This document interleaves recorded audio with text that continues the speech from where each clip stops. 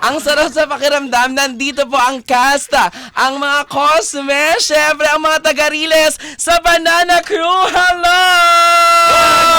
There you go! Home along the Riles! Home along the Riles! Ito ang aming home sweet home! Yeah! Ulan, milindol, kumapit ka! Kung ayaw mong magkabuko! FMR! 92.3!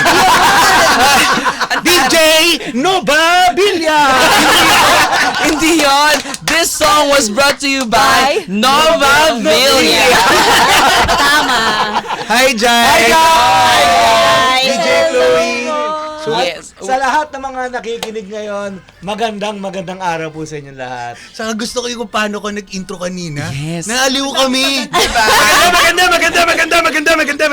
Yun, totoo. Gusto hanggang saan ba to? Sabi ko nga sa mga birthday party, lagi akong Siyang panalo panalo. eh. Sa happy Yes. birthday, Tita Nova! Yung gano'n, lagi akong panalo dun sa mga birthday party. The longest note. The longest. Aminin mo na aliw ka, mami. Aliw talaga. Aliw na aliw. Yes, Tita Nova, bago ang lahat, bumati ka po sa lahat ng mga nakikinig sa atin all over the world. Hindi lang tayo sa radyo na World? pakikinggan, Yes. meron na rin tayong live streaming ngayon. Opo. Talaga po? Yes, opo. Yes. Opo. Buong mundo. Talaga. Yes. Mami, sasabihin mo na naman, televiewer. Sa radio tayo. Baka televiewers na naman masabi mo, Ay, ha? unahin ko ang California. Yan. Hello, mga tagal California, USA. Yeah. How are you? Mami, mga kamag-anak mo. I'm sure. Kamag-anak, Jenny, TJ. Hi, Ah, yes. Oh, Global yan. totoo. Thank you, Tita Nova. Boy 2! Hi guys, kamusta kayo lahat? Sa mga kaibigan namin sa US, sa buong Pilipinas, lahat kayo na nakikinig ngayon sa 92.3. Masaya kami na nandito kami ngayon. Kuya Smokey! Kuya Hello! Moki.